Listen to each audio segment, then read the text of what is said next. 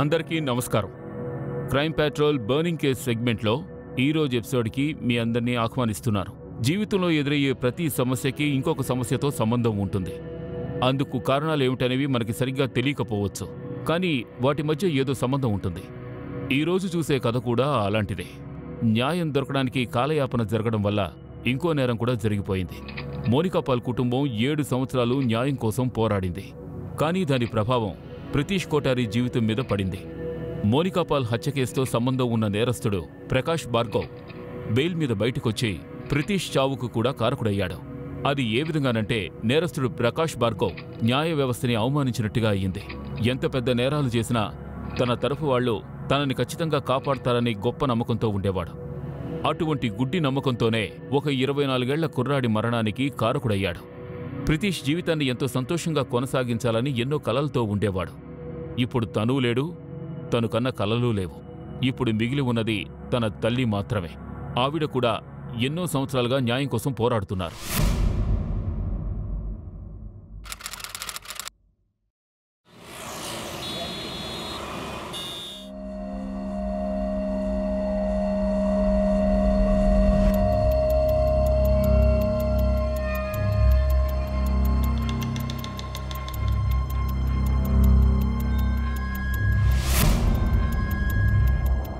సరైన evidence witness produce చెయ్యలేకపోయినందువల్ల ఈ case నేను వాయిదా వేస్తున్నాను. ఈ కేసు విచారణ రాబోయే జూన్ 13వ తేదీన జరుగుతుంది. జూన్ 13. Yes your honour.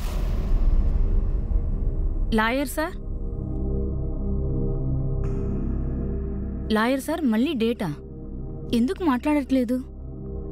మీరు కాస్త ప్రశాంతంగా ఉండండి, నేను మాట్లాడతాను. Yes your honour, prosecution is also okay with 13 June. Lawyer sir మళ్ళీ డేటా ఏంటిదంతా?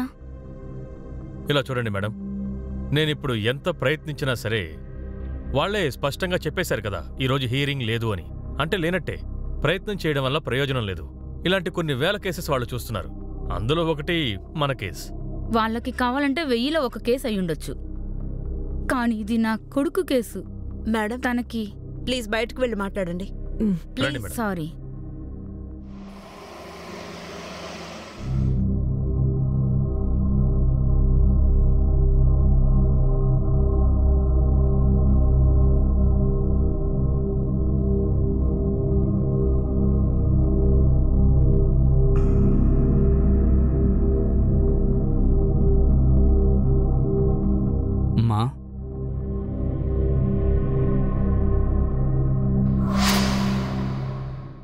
అమ్మా,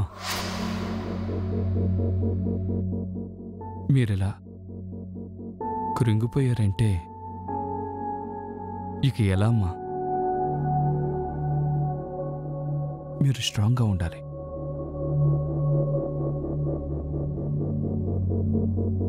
మీరు చెప్తూ ఉంటారు కదా మనం స్ట్రాంగ్గా ఉండాలని, ఫైట్ చేయాలని, అప్పుడే చివరికి విజయం వరిస్తుందని చెప్తూ ఉంటారుగా. మీరు నా అమ్మ. You have to be strong.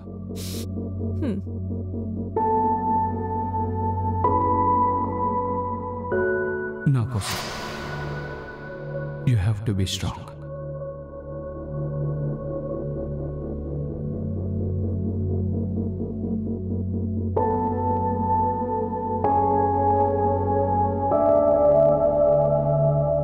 అలాంటి అవసరమే లేదు. ప్రిపరేషన్, ఆర్గ్యుమెంట్స్ అని కూడా కొన్ని విషయాలు ఉన్నాయి కదా. ఆ లాయర్ ఇంకా ఒక డేట్ కూడా ఫిక్స్ చేయలేకపోయారు. లేదు, we need a better lawyer. ఒకటి, ఇది ఎవరు చేయలేని పని అయి ఉండాలి, లేదా వాళ్ళ ఎఫర్ట్ కరెక్ట్ కాదేమో. సరే, తర్వాత కాల్ చేస్తాను. అలాగో మీరు ఎవరైనా మంచి లాయర్ ఉన్నారేమో రికమెండేషన్స్ లేదా కాంటాక్ట్స్లో వెతకండి. Thank you. ఏంటి విపినిది? ఇంతవరకు బ్యాగ్ ప్యాక్ చేసుకోలేదా? ఒకరోజు మాత్రమే ఉంది, తెలీదా? రేపు నువ్వు తిరిగి పూణే వెళ్ళాలి. ఎలా అమ్మా? నన్ను ఎలా వెళ్ళమంటావు? ఇక్కడ ఇన్ని ప్రాబ్లమ్స్ ఉన్నాయి, ఇన్ని కన్ఫ్యూజన్స్ ఉన్నాయి. It's a mess. ఈ కేస్, ఈ లాయర్, నాన్న హెల్త్, ఇవన్నీ మీరు ఒంటరిగా ఎలా మేనేజ్ చేస్తారు? నేను ఊరికి వెళ్ళి అక్కడ మామ్, నేను మీతో పాటు ఇక్కడే ఉంటాను మామ్. నాన్న హెల్త్ జాగ్రత్తగా చూసుకోవాలి mom. Can I? You have to. ఫోన్లో మాట్లాడుకుందాం. నువ్వు అప్పుడప్పుడు వచ్చి వెళ్ళొచ్చు. But you have to go, okay? నేను నాన్నకు వెళ్ళి అన్నం పెట్టొస్తాను. తర్వాత మన ఇద్దరం తిందాం. ప్యాక్ చేస్తుండు.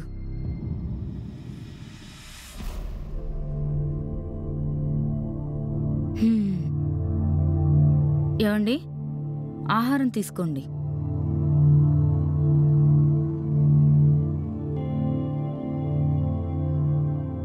విపిన్ రేపు బయలుదేరుతున్నాడు పూణేకి. తను ఇక్కడే ఉంటానంటున్నాడు. నేను వద్దని చెప్పేశాను. మంచి విషయం.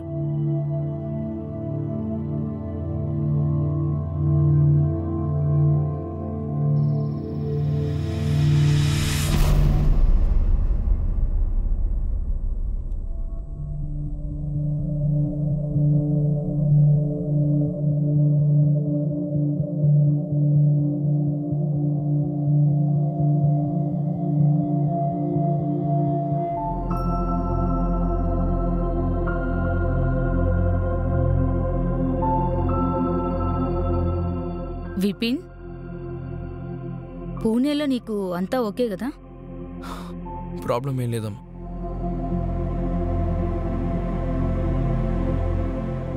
అమ్మా, ఒక లాయర్ ఉన్నారు, Shalin Hoshwa. She's good. Mister రామచంద్రన్కి తెలిసిన వాళ్ళు. మామ్, ఈ కేసుకి వాళ్ళే పర్ఫెక్ట్గా ఉంటారు ma'am. We must meet her. Teacher అయ్యుండి నేను స్టూడెంట్స్కి ఇన్నేళ్ళుగా ఏం నేర్పించానంటే, జీవితంలో ఎన్ని సమస్యలు వచ్చినా ఓటమిని మాత్రం అంగీకరించకూడదు. అప్పుడే మీకు బలహీనపరిచే పరిస్థితి రాదు. నేర్పించిన నేనే దీన్ని అప్పుడప్పుడు మర్చిపోతున్నాను. కానీ ప్రితీష్ అప్పుడప్పుడు నాకు ఈ విషయాన్ని గుర్తు చేస్తున్నాడు, నన్ను ఉత్సాహపరుస్తున్నాడు. కమాన్ మామ్, మీరు ధైర్యంగా ఉండాలని అంటాడు. నేను ప్రితీష్ కోసం ఖచ్చితంగా నమ్మకంతో పోరాడుతాను. ఎలా అని అడిగితే నాకు తెలీదు, కానీ ఖచ్చితంగా పోరాడుతాను. ప్రితీష్కి న్యాయం దొరికే వరకు నేను పోరాడుతూనే ఉంటాను. I told you. హలో, రండి పిల్లలు, రండి. రండి బాబు, రండి రండి. నమస్తే ఆంటీ. రామ్మా. అంకుల్ అంకుల్ అంకుల్ కూర్చోండి. మామ్ ఇంకా డాడ్. నానా, తను శరత్. Hello uncle. ఇషాని. నమస్తే అంకుల్. ఇంకా అమ్మ, తను ఆరతి. నమస్తే అంకుల్. నమస్తే ఆంటీ. నమస్తే అమ్మా. ఆకలిస్తుందట, ఏదైనా తీసుకురండి. తీసుకొస్తా, మీరు కూర్చొని మాట్లాడుకోండి.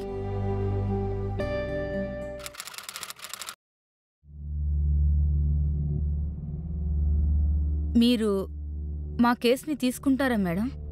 Sure, I'll take up this case. ముందుగా మనం ఈ కేసుని ఢిల్లీకి షిఫ్ట్ చేయాలి. ఇక్కడేం చేయలేం, ఎందుకంటే మన ఆపోనెంట్స్ రాజకీయాల్లో పెద్ద స్థాయిలో ఉన్నారు. ఈ కేస్ ముందుకు వెళ్ళనివ్వరు. ఈ కేస్ తర్వాత స్థాయికి వెళ్లాలనుకున్నారంటే you have to make sure that this case shifts to Delhi.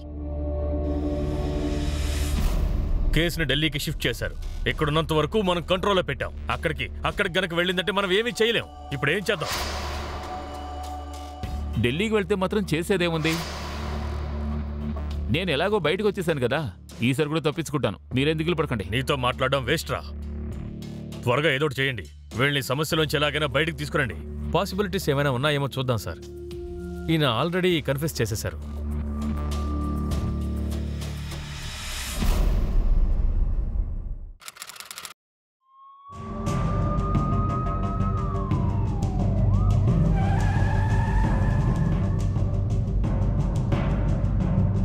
Sir please సమాధానం చెప్పి వెళ్ళండి. గాజియాబాద్ నుండి ఈ కేసు ఢిల్లీకి రావడం వల్ల ఈ కేసులో ఏదైనా మార్పు వస్తుందా? నేను వీళ్ళని ఊరికి వదిలిపెట్టను. మీరు నా మీద పూర్తి నమ్మకంతో ఉండండి. మీ దగ్గర ఒకే ఒక క్వశ్చన్ మ్యామ్. ప్లీజ్ మ్యామ్, జవాబు చెప్పండి. ప్లీజ్ ఆగండి. ప్లీజ్ కాస్త దారి వదలండి. సమాధానం చెప్పండి. కన్ఫెషన్? అవును మేడం, నేనే కన్ఫెషన్ చేయలేదు. అన్నట్టు ఆ పిల్లాడి పేరేమిటి? ప్రతీష్. ప్రితీష్. అవును, ప్రితీష్. అతని పేరు కూడా నాకు గుర్తులేదు. అతనికి నా చెల్లెలికి ఎలాంటి సంబంధం లేదు సార్. అలాంటప్పుడు నేనెందుకు అతన్ని చంపుతాను? మీరు కన్ఫ్యూషన్ చేసేటప్పుడు మేము రికార్డ్ చేసి ఉంచాం. మీరే చెప్పారు. వాళ్ళు నన్ను ప్రలోభ పెట్టారు. పోలీసులు నన్ను లాకప్లో పెట్టి టార్చర్ చేసి బలవంతం చేశారు. కాల్చి వాతలు పెట్టి నన్ను హింసించారు. సూపర్ కదా. ప్రతి కేసు మీకు ఇలాగే జరుగుతుంది కదా. మోనికా పాల్ కేసులో కూడా ఈయన ఇలాగే చెప్పారు.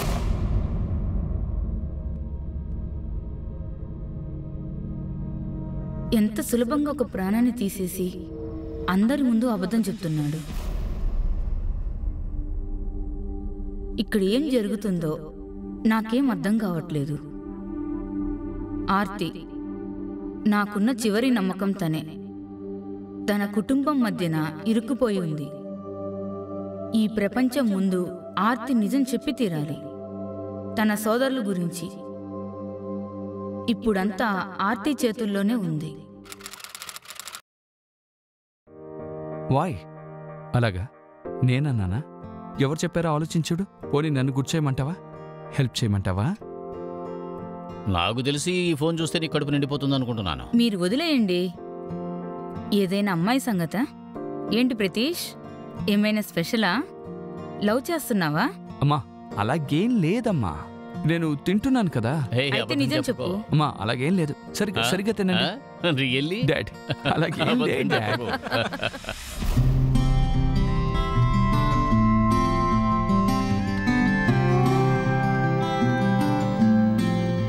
ఏమంటున్నారు? ఆల్రెడీ చాలా టైం అయింది. ప్లీజ్ కొంచెం త్వరగా పంపించండి. 20 బొకేలు పంపించాలి. ఓకే ఇప్పుడు మీరు వెళ్ళండి.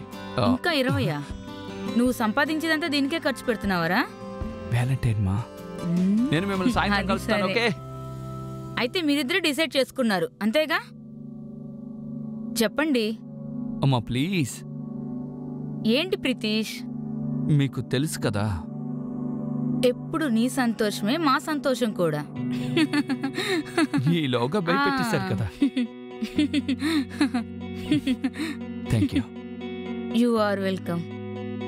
అన్నిటికంటే ముందు మనం ఆర్తి వాళ్ళ అమ్మా నాన్నలతో మాట్లాడాలి. విషయం ఏంటంటే ఆంటీ, ఎలక్షన్స్ వస్తున్నాయి కదా, అందుకే నాన్న బిజీగా ఉన్నారు.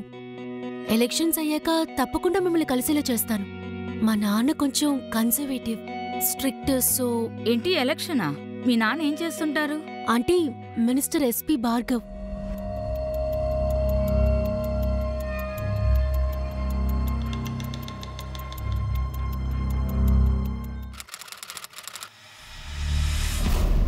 ఆర్తి కోర్టుకు రాకుండా ఎస్కేప్ అయింది. యూకేలో ఉందట. కేసు నుంచి ఎస్కేప్ అవడం కోసం. యూకేలోనా? ఇప్పుడేం చేద్దాం? కోర్టు సమన్ని పంపింది. వస్తుందన్న నమ్మకం నాకు లేదు. తన్ని భయపెట్టి అక్కడ బంధించుంటారు, బెదిరించుంటారు. తన అన్నయ్య చేసిన పని చూసి భయపడిపోయి ఉంటుంది. మనం ప్రయత్నం చేద్దాం. కోర్టు నుంచి ఫుల్ ప్రెషర్ ఇద్దాం. రాకుండా ఎలా ఉంటుందో చూద్దాం. పదండి. నేరం జరిగిన తర్వాత కేసు ఎంత క్లియర్గా ఉందో అంతే గందరగోళంగానూ ఉంది. నేరస్తుడు కన్ఫెషన్ని టోటల్గా మార్చి చెప్పాడు. పోలీసులు తన్ని ప్రలోభ పెట్టి చెప్పించారని స్టేట్మెంట్ ఇచ్చాడు. ఈ మొత్తం కేసుకి ముఖ్యమైన ఎవిడెన్స్ ఎవరంటే ఆరతి. పూనంకున్న నమ్మకం కూడా ఇప్పుడు చెదిరిపోయింది. ఎందుకంటే ఆరతి ఈ దేశంలోనే లేదు. చట్టానికి దొరకకుండా తప్పించుకున్నారు. ఆరతిని కోర్టుకు తీసుకురావడానికి దాదాపు 3 సంవత్సరాలు పట్టింది. 3 సంవత్సరాలు. దురదృష్టవశాత్తు ఈలోగా పూనం కొఠారి గారి హస్బెండ్ పరీక్షిత్ గారేమో చనిపోయారు. పూనం కొఠారి పూర్తిగా ఓడిపోయినట్టయింది. నమ్మకాన్ని కోల్పోయారు. అప్పుడు జరిగిన మరో సంఘటనే ఆమెకు ఆత్మవిశ్వాసాన్ని, ధైర్యాన్ని ఇచ్చాయి. మీడియా వాళ్ల ప్రెషర్ వల్ల ఎస్పీ భార్గవ్ తన పదవికి రాజీనామా చేయాల్సొచ్చింది. అది తెలిసిన పూనం కొఠారి ఈ విషయంలో తను ఒంటరిదాన్ని కాదని తెలుసుకున్నారు. అలా మీరు టెన్షన్ అయిపోకుండా అన్నా, ఈ కేసు ఎంతో కాలం ఉండదు, త్వరలోనే పూర్తయిపోతుంది. మీరు ఎలక్షన్లో కాంటెస్ట్ చేయండి. గుర్తుంది కదా సూరు వాళ్ళ నాన్నగారు వాణ్ణి ఎలా కొట్టారో. మోనికాని చంపి మొట్టమొదటిసారి ఆయన ముందుకు వెళ్లి నిలబడ్డప్పుడు ఆయన్ని ఆపడానికి నేను ఎంతగానో ప్రయత్నించాను. నేను తప్పు చేశాను రా. అప్పుడే నీకు 4 దెబ్బలు తగిలించుంటే ఈరోజు ఈ పరిస్థితి వచ్చుండేది కాదు. దాదాపు 2007లోనే ఈ కేసు తర్వాతి ఘట్టానికి వెళ్ళింది. 2006వ సంవత్సరంలో 3 హై ప్రొఫైల్ కేసెస్ మన దేశ ప్రజల చేత న్యాయం, ధర్మం కావాలంటూ పోరాడేలా చేసింది. సరిగ్గా ఆ సంవత్సరమే మీడియా వాళ్లు కూడా ప్రజలతో పాటు కలిసి మూకుమ్మడిగా ఉద్యమాలు చేశారు. దాని ప్రతిఫలంగా న్యాయం, ధర్మం వెలుగులోకొచ్చాయి. సుదర్శిని సింగ్ విషయం మోనికాపాల్ హత్య కేసు, ఆ తర్వాత ప్రితీష్ కోఠారి మర్డర్ కేసు. ఈ 2 కేసుల్లోనూ ప్రజల యొక్క ప్రయత్నం వల్ల న్యాయస్థానం ఇచ్చిన తీర్పు పూనం కొఠారిలో ఆత్మవిశ్వాసాన్ని నెలకొల్పింది. ఆ 2 కేసుల్లోనూ జరిగినట్టుగానే ఎన్నో ఎదురు దెబ్బల తరువాత పూనం కొఠారికి న్యాయం లభిస్తుందా? ఇంటర్నేషనల్ ఫ్లైట్ నాన్న, ఎందుకింత లేట్ చేస్తున్నావు? 3 గంటల ముందే ఎయిర్పోర్ట్లో ఉండాలి. త్వరగా పద. మామ్, నేను లేదు విపిన్, నీకు నన్ను వదిలి వెళ్ళటం ఇష్టం లేదని నాకు బాగా తెలుసు. ఇది నా ఆశ మాత్రమే కాదు, ప్రితీష్ ఆశ. You have to go. Ma'am, కానీ ఇలాంటి పరిస్థితుల్లో మిమ్మల్ని ఇలా ఒంటరిగా నువ్వు నా గురించి పట్టించుకోవద్దు విపిన్. నువ్వేం ఆలోచిస్తున్నావో నాకు తెలుసు. ప్రితీష్కి వచ్చిన ఇన్సూరెన్స్ డబ్బుని నీ చదువు కోసం నేను ఖర్చు పెడుతున్నానని దిగులు పడొద్దు. నీ చదువు కోసం నిన్ను పంపించటం అన్నీ ప్రితీష్ కలలని నీకు తెలుసు కదా. తన కలల్ని నువ్వు నెరవేర్చబోతున్నావు. బయలుదేరు నాన్న, చాలా దూరం వెళ్ళాలి కదా.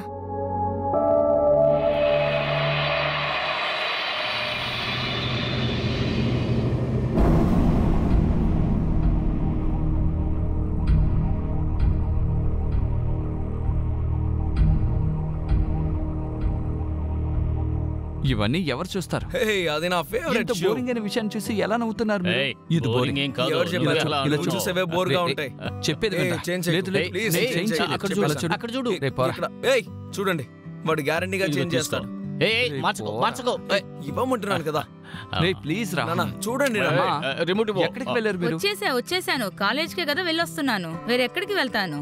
సరిగ్గా ఏం ఒకటి కూడా చూస్తున్నారు చూడండి. మీరందరూ? కామెడీ షో, చాలా కామెడీ. దయచేసి ఆఫ్ చేయండి, ఇరిటేషన్ గా ఉంది. నోట్ తెరవండి. ఎలా ఉంది? నేనే చేశాను. Thank you. టీ ఏయ్, తాగుతారా? ఏంటి నేను కనపడడం లేదా? నీ పిల్లలే బాగుంది. ముఖ్యమా? నువ్వు టీ చేసుకుని వస్తావా? హ్మ్. కుదరదు కదా, ఏయ్, నేనే మార్చు వెళ్తాను. మార్చు మీకు టీ మార్చు. కావాలా? ఇదా నాన్న? నేను పెట్టి అవును, ఇదే. తీసుకుని వస్తాను. హే, పర్వాలేదు, పర్వాలేదు, మీరు కూర్చో. చూస్తుండండి, నేను వెళ్ళి ఏయ్, తీసుకుని ఎందుకలా వస్తాను. తొందరపడి నాకు షుగర్ పరిగెడతావు? ఎక్కువ కావాలి. ఇలా చూడు, ఎలాగో మమ్మీ వచ్చింది, లేదా నువ్వు ఇచ్చే టీ తాగి తాగి మా జీవితం అయిపోయేది. అలాగా అమ్మా?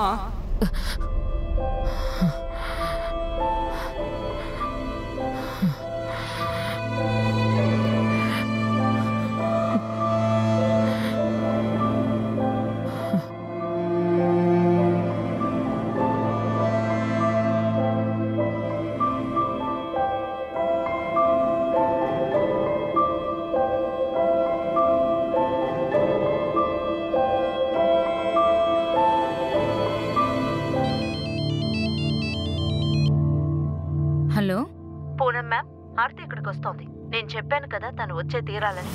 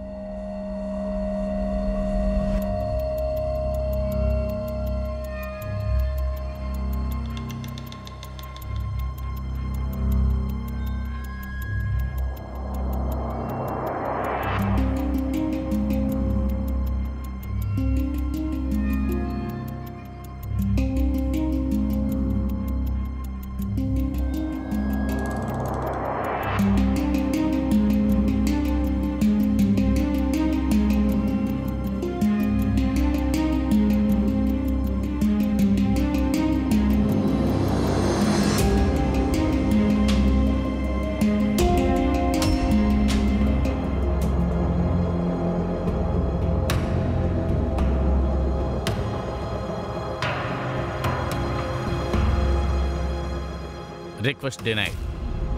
డిఫెన్స్ కోర్టులో ఒక రిక్వెస్ట్ని పెట్టారు. ఆర్తి భార్గవ్ సాక్ష్యం చెప్పినప్పుడు పూనం కొఠారి కోర్టులో ఉండకూడదు అని. కోర్టు వారు డిఫెన్స్ వారు పెట్టిన ఈ అర్జీని యాక్సెప్ట్ చేయడం కుదరదు. పూనం కొఠారి కోర్టులోనే ఉంటారు.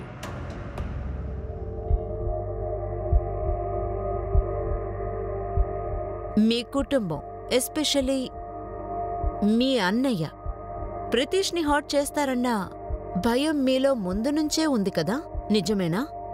పోలీసులతో మీరు చెప్పిన విషయాన్ని ఇప్పుడు కోర్టులో చెప్పొచ్చు. ప్రకాష్ అన్నయ్య. కానీ ప్రకాష్ అన్నయ్య ఎందుకని ప్రితీష్ని హర్ట్ చేస్తారు? ఎందుకంటే మీ ఇద్దరి మధ్య ఉన్న సంబంధం ఇతనికి నచ్చలేదు. కానీ మ్యామ్, నాకు ప్రితీష్కి మధ్య అటువంటిదేమీ లేదు. మేమిద్దరం మంచి ఫ్రెండ్స్, అంతే.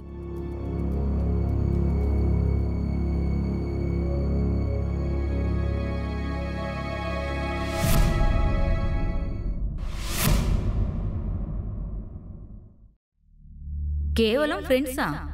ఆర్తి అబద్ధం చెప్పింది. ఈరోజు అందరి ముందు ప్రితీష్తో ఉన్న రిలేషన్షిప్ ఫ్రెండ్ అని చెప్పింది. తన ప్రేమని దాచింది. ప్రితీష్ ఎందుకిలా చేశాడు? ముందుగానే ఆర్తి గురించి తెలుసుంటే ప్రేమ అనే పేరుతో ఇలా ప్రాణం వదిలేవాడు కాదు.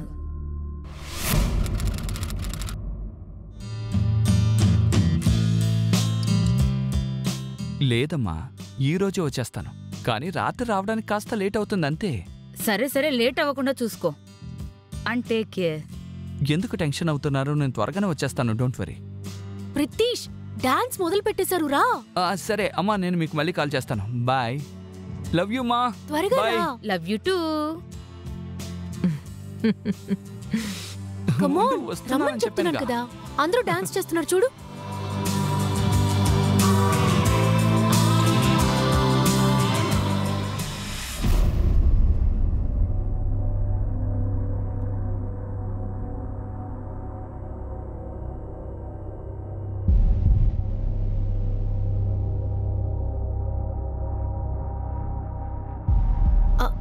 మీరు ప్రితీష్ని చూసారా? లేదే. మీరు చూసారా?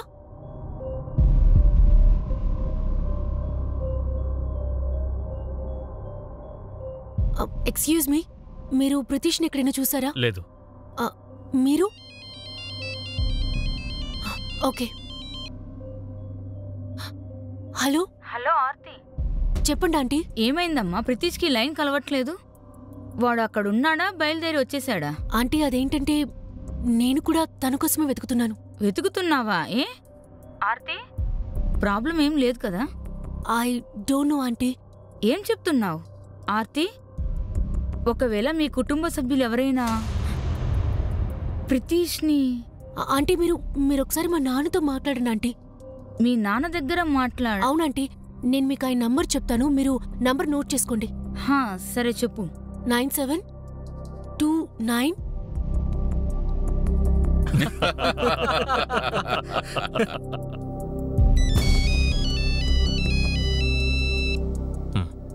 హలో. హలో భార్గవ్ సార్, నా పేరు పూనం కోటారి. ప్రితీష్కి మదర్.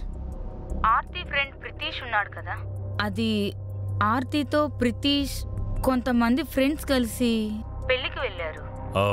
ఇప్పుడు నేను మీతో మాట్లాడడం కుదరదు, ఒక మీటింగ్ లో ఉన్నాను. లేదు, ఒక్క నిమిషం సార్, చాలా అర్జెంట్. ఇలా చూడండి, నేను ఫ్రీ అయిన తర్వాత మీకు కాల్ చేస్తాను.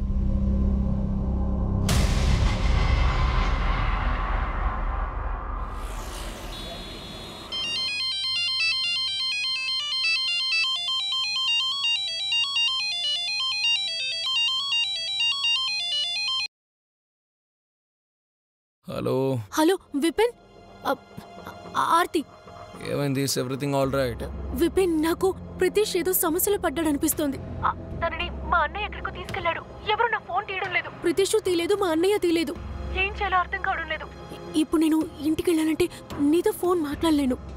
నేను నీకు మెయిల్ చేస్తాను, ఓకేనా? నువ్వు నీ మెయిల్ చెక్ చేస్తూ ఉండు. తర్వాత అంతవరకు నువ్వు ప్రితీష్కి కాల్ ట్రై చేస్తూ ఉండు, ఓకే? ఒక నిమిషం, వాళ్ళు ఎక్కడికి వెళ్ళారు?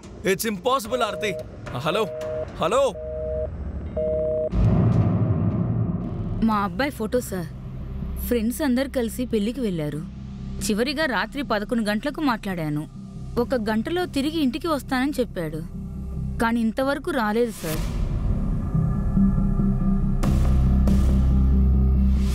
వాడు orange colour kurta, white pant వేసుకున్నాడు సార్. డోంట్ వరీ, మేం కనిపెడతాం.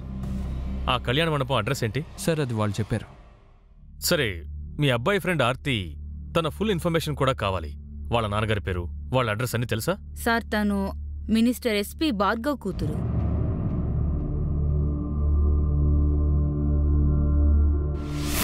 సార్ ఆర్తి భార్గవ్ అనే ప్రకాష్ భార్గవ్ మోనికా పాల్ మర్డర్ కేసులో నేరస్తాడు. బెయిల్లో వచ్చాడు. సార్ అది పాసిబుల్ అయ్యే అవకాశం ఉందా? ఐ మీన్ ఇంత సీరియస్ అయిన కేసులో జైలుకి వెళ్లి బెయిల్లో బయటకొచ్చాడు. అతను మళ్ళీ ఇలా చేస్తాడని అనుకుంటున్నారా? చూస్తుంటే అలాగే అనిపిస్తోంది. 1 గంటలో ఇంటికి తిరిగి వెళ్లాల్సిన వాడు కనపడకుండా పోయాడు. కేవలం వాళ్ళ కుటుంబ సభ్యులు మాత్రమే కాదు, ప్రకాష్ చెల్లెలు ఆర్తి కూడా ఏమనుకుంటోందంటే ప్రకాషే అతన్ని ఏదో చేసుంటాడు అని. ఆ డీటెయిల్స్ అన్నీ తీయండి.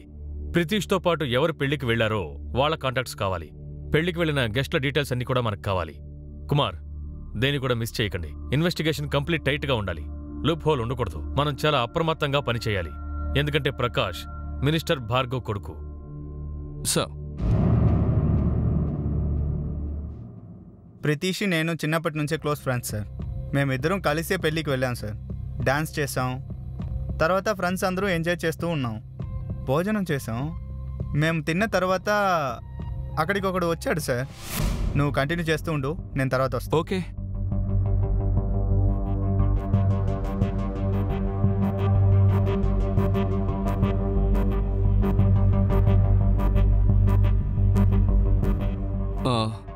విషయం ఏంటో చెప్పండి. కూర్చో, కార్లో కూర్చో, మనం తీరిగా మాట్లాడుకుందాం. పర్వాలేదు, ఇక్కడే చెప్పండి. అక్కడ చాలా మంది ఉన్నారు, మనం విడిగా మాట్లాడుకోవాలి కదా. సరే, కార్లో కూర్చో.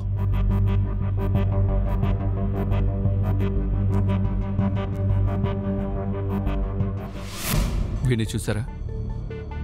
చూశాను సార్. అటునుంచి వాళ్ళు ఇటే వచ్చారు. బండొచ్చి ఇక్కడే ఆగింది, అందులో కూర్చొని వెళ్ళిపోయారు. ఎవరితో బయటకు వచ్చాడు? బండిలో ఎవరెవరున్నారో తెలుసా? తెలియదు సార్. భార్గవ్ సార్ వాళ్ళ అబ్బాయి అయితే ఉన్నాడు, ఇంకా ఇంకొకరి పేరు విహాన్. వాళ్ళందరూ అలాగే వచ్చి కార్ ఎక్కి వెళ్ళిపోయారు.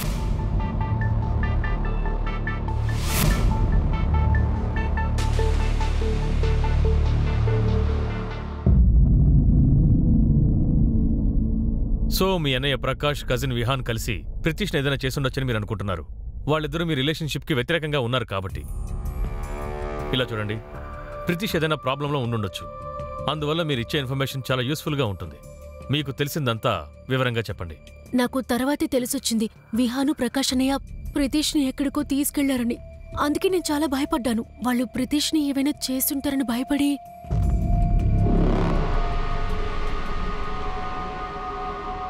సార్, ఒక్క విషయం కన్ఫర్మ్. ప్రితీష్ని ప్రకాష్ వికానే తీసుకువెళ్లారు. సో వాళ్ళని కలిసి మాట్లాడడమే ముఖ్యం సార్. నా భయం ఏంటంటే maybe we're little late. Anyway, let's hope ప్రితీష్కి అలా జరుగుండకూడదు. తన ఇంటికి రావాలని కోరుకుందాం. మీరు వెంటనే ఆ ప్రకాష్ భార్గవ్ని విహాన్ని కనిపెట్టండి. Quick. So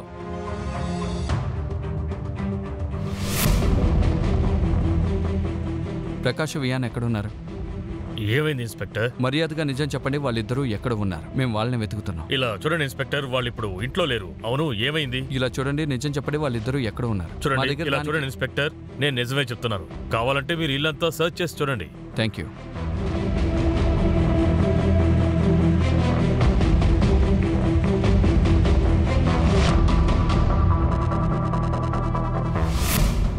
so Prakash Vihaan ఇద్దరు కనపడడం లేదు. ప్రితీష్ గురించి ఏ ఇన్ఫర్మేషన్ లేదు. ముగ్గురు ఫోటోలు సర్క్యులేట్ చేస్తాం.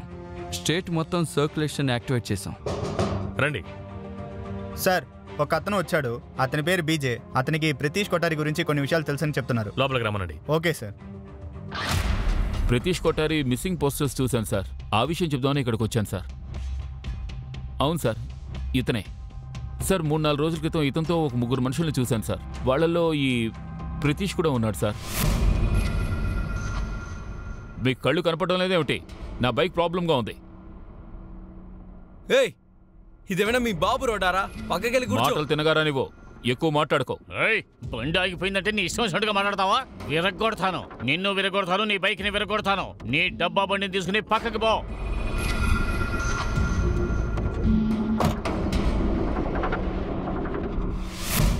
సార్, ప్రితీష్ని ప్రకాష్ ఇంకా విహాన్తో ఇక్కడే చూశారు.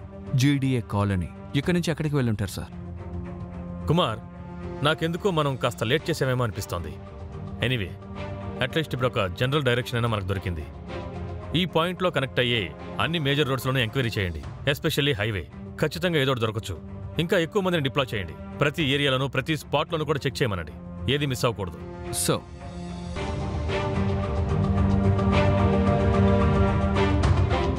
పోలీసులు ఆ ప్రాంతంలో ఒక్కచోటు కూడా వదలకుండా వెతికారు. కొన్ని ప్రాంతాల్లో ప్రితీష్ మిస్సింగ్ అనే పోస్టర్స్ కూడా అంటించారు. ఆ సమయంలోనే ఈ మిస్సింగ్ కేసు గురించి మీడియాకు కూడా తెలిసింది.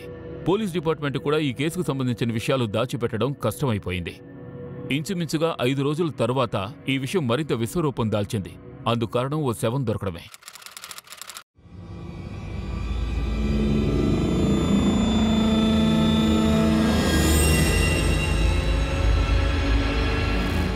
తప్పుకోండి, అందరూ అటు తప్పుకోండి, తప్పుకోండి, తప్పుకోండి.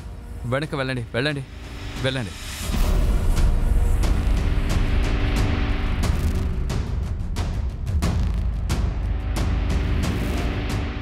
అందరినీ జరిగి నుంచమనండి. క్రైమ్ సీన్ కంటామినెంట్ అవ్వకూడదు. మీడియా వీలైనంత దూరంగా ఉండాలి. ఈ ఏరియా మొత్తం ఒక్కొక్క ఇంచుగా వెతకండి. ఏదైనా దొరికే ఓకే అవకాశం సార్. ఉంది. వెనకెళ్ళండి, అందరూ బాగా వెనకెళ్ళండి.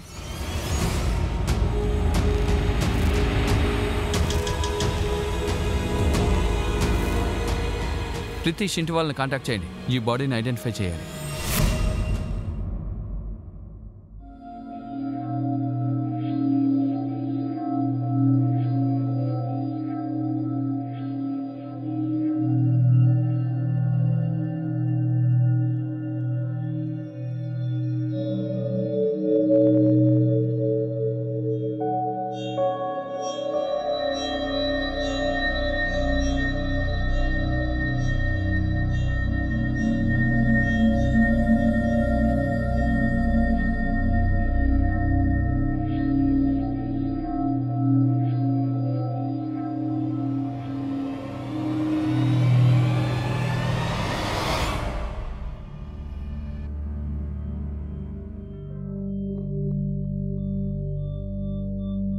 ప్రితీష్,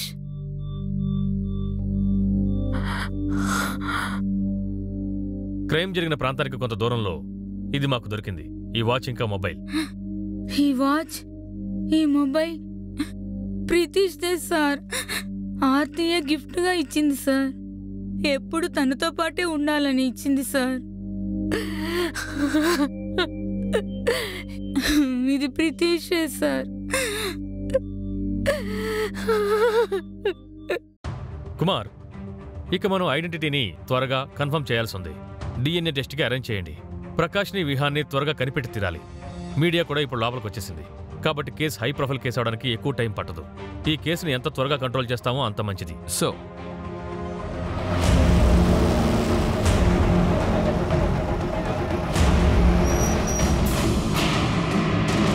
పోలీసులు నిర్విరామంగా ప్రయత్నించినందువల్ల యూపీ పోలీస్ ప్రకాష్ భార్గవ్, విహాన్ భార్గవ్ని పట్టుకున్నారు.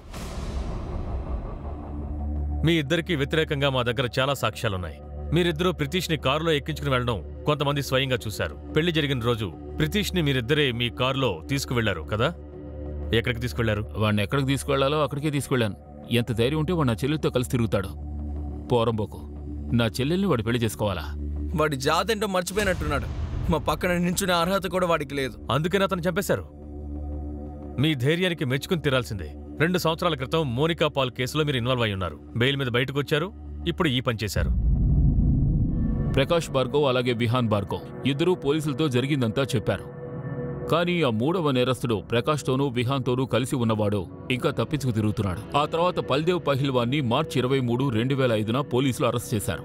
వాడికి విరుద్ధంగా ఇంకో కేసును కూడా ఫైల్ చేశారు. రాత్రింబవళ్లను చూడకుండా పోలీసులు ఎంతో కష్టపడి నేరస్తులకు వ్యతిరేకంగా ఓ కేసు ఫైల్ చేశారు. ఎవిడెన్స్లు, సాక్ష్యాలు, DNA రిపోర్ట్, చివరికి కళ్లారా చూసిన సాక్షి కూడా అబద్ధం చెప్పారు. దాంతో పూనం కొఠారి ఎన్ని విధాలుగా కష్టపడి ఎన్ని విధాలుగా పోరాడినా న్యాయం అనేది దొరకలేదు. లేదు మేడం, నేను ఏదీ చూడలేదు. అక్కడ బాగా చీకటిగా ఉండడం వల్ల ఏం చూడలేకపోయాను. అది అతనో కాదో నాకు సరిగ్గా తెలియడం లేదు. నేను పనిలో బిజీగా ఉన్నాను మేడం. మీ పని గేట్ దగ్గర ఉండటమే కదా, ఇంకేం పనిలో బిజీగా ఉన్నారు? పెళ్ళి కదా, అందువల్ల వేరే పనిలో బిజీగా ఉన్నాను. అవును సార్, ఇతన్నే ఆ రోజు నేను వాళ్లతో కలిసి చూశాను. అలాగా? సరే, ఈ విషయం చెప్పు. నీ ఎదురుగా ఉన్నవాళ్ళు ప్రితీష్ని హత్య చేయడం నువ్వు చూసావా? లేదు సార్. పోనీ వాళ్ళ చేతుల్లో ఆయుధాలు ఏమైనా చూసావా? లేదు sir. Exactly my point. Your honour, Vijay, Prakash ఇంకా విహాన్ని ప్రితీష్తో పాటు చూశారు అంతే. దాన్ని బట్టి మనం ఎలా కన్ఫర్మ్గా చెప్పగలం? ప్రకాష్ ఇంకా విహాన్ బలవంతంగా అతను తీసుకువెళ్లారని చెప్తున్నారు. ప్రితీష్ని వీళ్ళిద్దరూ కలిసి హత్య చేశారనడానికి ఎటువంటి సాక్ష్యాలు కూడా దొరకలేదు. That's all your honour. విట్నెస్లందరినీ బెదిరించి భయపెట్టి కోర్టులో వాళ్ల చేత వ్యతిరేకంగా సాక్ష్యాలు చెప్పించుంటారు, లేదా వాళ్లందర్నీ డబ్బుతో కొనేసుండాలి. మొత్తానికి ఈ కేసు పరిస్థితి చాలా దారుణంగా మారింది. చివరికి ఒక కోణంలో ఏమనిపించిందంటే న్యాయం, ధర్మం అనేవి ఖచ్చితంగా ఓడిపోయి అసత్యం గెలుస్తుందేమో అని. అందులోనూ ముఖ్యంగా ఏ ఆర్తి ప్రేమ కోసమైతే ప్రితీష్ తన ప్రాణాలు వదిలాడో తనే కోర్టుకొచ్చి వాళ్ల రిలేషన్షిప్ అబద్ధమని చెప్పింది. అలాంటి ఆర్తినే ప్రితీష్ ఎంతో గాఢంగా ప్రేమించాడు. ఇవన్నీ ఆర్తి ప్రితీష్కిచ్చిన లెటర్స్ అండ్ గిఫ్ట్స్ మ్యామ్.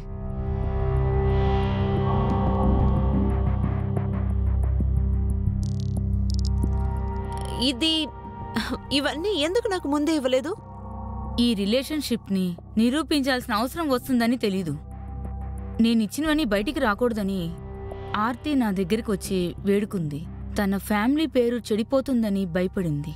కానీ ఇప్పుడు నాకు ఇది తప్ప వేరే దారి లేదు. నాకు తెలిసి ఈ లెటర్, కార్డ్స్, ఈమెయిల్ ఆర్తి విపిన్కి పంపింది కదా, అది. ఆర్తి అబద్ధం చెప్పిందని నిరూపించడానికి మనకివన్నీ చాలు. Let's see.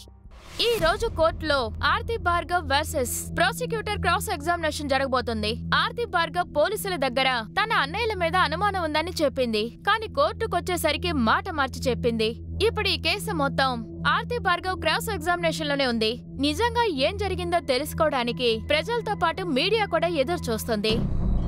అయితే నువ్వు ఈ లవ్ లెటర్స్ ప్రతీష్కి రాయలేదంటావా? లేదు. అయితే ఈ హ్యాండ్ రైటింగ్ నీది కాదా? అదేంటంటే నేను మా ఫ్రెండ్స్ అందరికీ కార్డ్స్ పంపిస్తాను.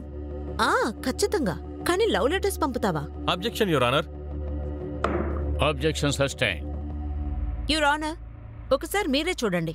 ఇందులో మిస్ ఆర్తి ప్రతీష్ గురించి బాధపడి విపిన్కి పంపిన మెయిల్ డీటెయిల్స్ ఉన్నాయి.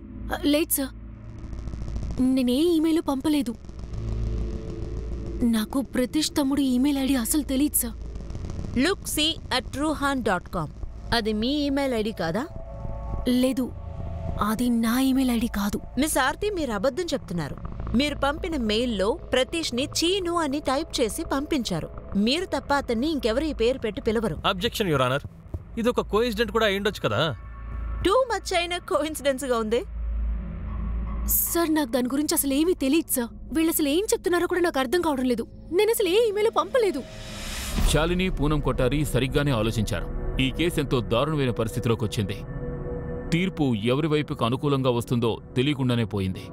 పోలీసులు, కోర్టు, జడ్జి అంటూ ప్రెషర్ అందరిపైనా ఉంది. అందులోనూ ఈ కేసుతో సంబంధం ఉన్న 2 హై ప్రొఫైల్ సమస్యలు పరిష్కారానికి వచ్చేశాయి. కాబట్టి ఇప్పుడు అందరి దృష్టి ప్రతీష్ కొఠారి హత్య మీదే ఉంది. చివరగా అంతిమ తీర్పు వినడానికి ముందు మీడియా వాళ్ళు సీక్రెట్ టేప్ ఒకదాన్ని ప్రసారం చేశారు. ఈ టేప్ ఎక్కడి నుంచి వచ్చింది, ఎవరిచ్చారన్న విషయాలు రహస్యంగానే ఉన్నాయి. కానీ ఈ టేప్ నేరస్తుల ముసుగు తొలగించడానికి ఎంతగానో ఉపయోగపడింది. మా ప్రేక్షకులైన మీకోసం ఒక సెన్సిటివ్ కేస్ రికార్డింగ్ ని తీసుకొచ్చాం. ఇది ప్రతీష్ కొఠారికి ఏం జరిగిందో బయట పెడుతుంది. I kill Prateesh Kothari. నేనే తనని చంపానని వేరెవరో కాదు, నేరస్తుడే స్వయంగా చెప్పాడు. వినండి. నేనే ప్రతీష్ని చంపాను. వాణ్ణి తల మీద కొట్టి చంపేశాను. ప్రతీష్ గురించి, ఆర్తి గురించి మొత్తం కుటుంబంలో అందరికీ తెలిసిపోయింది. మా కుటుంబం పరువు దెబ్బతింటుందనుకున్నాను. ఆ పార్టీలో ప్రతీష్ కనిపించగానే నేను, నా కజిన్ నిర్ణయించుకున్నాం, ఇదే మంచి అవకాశం, ఈ సమస్యను ఎలాగైనా పరిష్కరించాలని. మరో అవకాశం దొరకకపోవచ్చు. పెళ్లి అయిపోగానే నేను, నా కజిన్ భోంచేస్తూ ఉన్నాం. ఆ సమయంలోనే ప్రతీష్ కూడా వాళ్ళ ఫ్రెండ్స్తో కలిసి భోంచేస్తున్నాడు. విహాన్తో వాడిని ఎలాగైనా బయటికి తీసుకురమని చెప్పాను. నేను చెప్పినట్టే విహాన్ వాడిని బయటికి తీసుకొచ్చాడు. వాడిని కారులో నేను ఫ్రంట్ సీట్లో కూర్చోబెట్టాను. బ్యాక్ సీట్లో బల్దేవు, విహాన్లు కూర్చున్నారు. నేనే డ్రైవ్ చేశాను. అక్కడి నుంచి చాలా దూరం వెళ్దాం నిర్ణయించుకున్నాం. ఎవరూ లేని ప్రదేశంలో కారు ఆపాం. మనం ఎక్కడెందుకని మాట్లాడాలి? అక్కడ చాలా మంది ఉన్నారు కదా, ఇక్కడైతే మనం రిలాక్స్గా మాట్లాడుకోవచ్చు. అందుకే ఇక్కడ తీసుకొచ్చాను. ఓకే, ఏది మాట్లాడాలన్నా మాట్లాడుకుందాం. ఇందులో టెన్షన్ అవ్వాల్సిన విషయం ఏం లేదుగా. మేమెందుకు టెన్షన్ అవుతాం చెప్పు? నువ్వే టెన్షన్ అవుతున్నావు. ఇలా చూడండి, ఆడుకోకండి. నేనేమీ ఆడడం లేదు. మాట్లాడడానికి తీసుకొచ్చాననుకున్నావా? నేను చంపడానికే తీసుకొచ్చాను.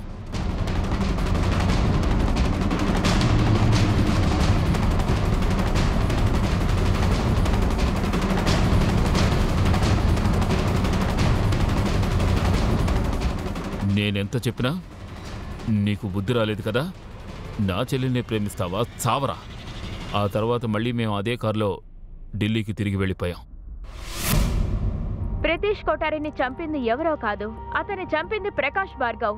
విహాన్ భార్గవ్ అనే నిజాన్ని ఈ రికార్డింగ్ మనకి తెలియచేస్తుంది. ఇదంతా నిరూపించిన తర్వాత కూడా వాళ్ళకి శిక్ష విధించలేదంటే ఇది చాలా పెద్ద అన్యాయం అవుతుంది. దేశ ప్రజలందరూ ఒకటిగా కలిసి న్యాయం కోరుతున్నారు. ఈ కేసులో న్యాయమే గెలుస్తుంది.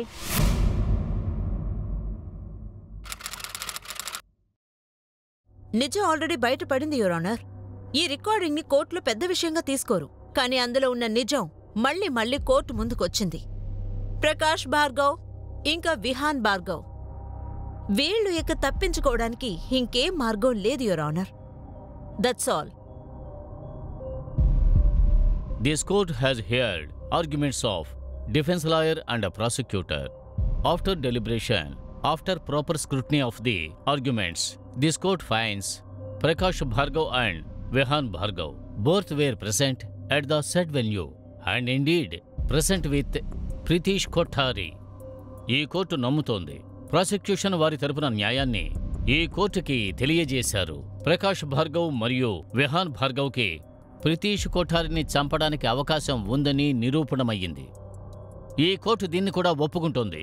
డిఫెన్స్ ప్రకాష్ భార్గవ్ విహాన్ భార్గవ్లను ఈ హత్యా నేరంలో సంబంధం లేదని నిరూపించలేకపోయారు. దీన్ని ఈ కోర్టు ఆమోదిస్తోంది. అందువల్ల ప్రకాష్ భార్గవ్ని విహాన్ భార్గవ్ని ఐపీసీ సెక్షన్ 302(16) ప్రకారం నేరస్తులుగా నిర్ధారిస్తున్నాం. అందువల్ల వారికి యావజ్జీవ శిక్షను విధించడమైనది. దాంతోపాటు 1,00,000 రూపాయలు పెనాల్టీ కూడా కట్టి తీరాలి.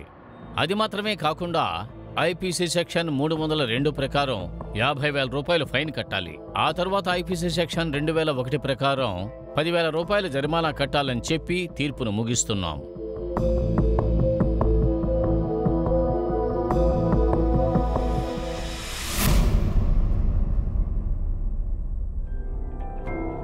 ఇప్పుడే ప్రశాంతంగా ఉంది. Thank you so much. మీరు లేకపోతే ఎక్స్క్యూజ్ మీ.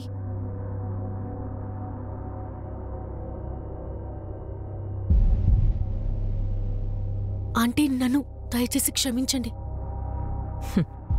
నేను నిన్ను క్షమించడం వల్ల ఏం జరుగుతుంది చెప్పు. నిన్ను నువ్వే క్షమించుకోగలవా ఆర్తి?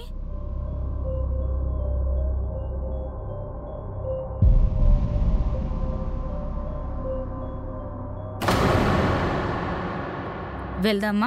మిస్సెస్ కొఠారి, మీకు ఇన్ని సంవత్సరాల తర్వాత న్యాయం దొరికింది. ఈ జడ్జిమెంట్లో మీకు సంతృప్తి ఉందా? Thank you.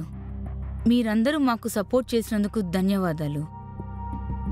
యావజ్జీవ శిక్షకి బదులుగా నేరస్తులకి ఉరిశిక్ష పడుంటే బాగుండేది. చివరికి సత్యమే గెలిచింది, అసత్యం ఓడిపోయింది. ఇంకొక హై ప్రొఫైల్ కేస్, అందులో ఓ సగటు మనిషి గెలవడానికి ఎంతో కష్టపడవలసి వచ్చింది. కానీ చివరికి పూనం కొఠారికి న్యాయం లభించింది. కానీ పూనం కొఠారికి నేరస్తులకి యావజ్జీవ శిక్ష పడడం తృప్తినివ్వలేదు. ఉరిశిక్ష పడాలని ఆమె కోరుకున్నారు. కానీ ఆ విధంగా జరగలేదు. ఒక తల్లి చేతికందొచ్చిన కొడుకును కోల్పోవడం అనేది ఎంతో బాధాకరమైన విషయం. తన బిడ్డ చావుకి న్యాయం దక్కడం కోసం ఆమె ఎంతగానో పోరాడారు. తన కొడుకును కోల్పోయిన తర్వాత ఆమె ఒక జీవోత్సవంలాగానే జీవించసాగారు. ఈ పరిస్థితిలోనే పూనం కొఠారి గారికి ఉన్న పట్టుదల న్యాయం అనిపించడం లేదు. రితీష్ ఇప్పుడు ప్రాణాలతో ఉండకపోవచ్చు, కానీ నాతోనే ఉంటాడు. ప్రితీష్ మాటలే నాకు పోరాటానికి ధైర్యాన్నిచ్చింది. నీతి కోసం పోరాటం మాత్రమే నా జీవిత లక్ష్యమైంది. న్యాయం కోసం పోరాడాను. నా కొడుకు ఎక్కడున్నా సరే తనకి మనశ్శాంతి దొరకాలి. మామూలుగా నమ్మకం అనేది సన్నగిలితే ఎన్నో సమస్యలు ఎదురవుతాయని అందరూ చెప్తూ ఉంటారు. అది నిజం అనిపిస్తోంది. ఏ సమస్య ఎదురైనా దాన్ని ఫేస్ చేయడానికి మనం నమ్మకంతోనే ఉండాలి. మిగిలిన 2 విషయాల్లాగానే ప్రతీష్ కొఠారి విషయం కూడా చరిత్రలో లిఖించబడింది. ఈ కేసు ద్వారా ప్రజలకి ఒక విషయం బాగా అర్థమై ఉంటుంది. ఒకరు ఎంత పలుకుబడితో ఉన్నవాళ్ళైనా సరే, ఎంత ధనవంతులైనా సరే, చట్టం ముందు ఎవరూ గొప్పవారు కాదు అని. ఇంతటితో నేను మీ అనూప్ సోనీని సెలవు తీసుకుంటున్నాను. మళ్ళీ మనం కలుసుకుందాం ఇంకొక ఎపిసోడ్లో ఇంకొక ఆశ్చర్యకరమైన కేసుతో. అంతవరకు మీరు, మీ కుటుంబం సురక్షితంగా ఉండండి. చూస్తూ ఉండండి క్రైమ్ పెట్రోల్ డయల్ 100 ఎపిసోడ్ 3. పాఠం అనేది ఒక్కటే, దాన్ని మనం నేర్చుకోవాలి. జై Hind. For more updates, subscribe to our channel, click the show links and enjoy watching the videos.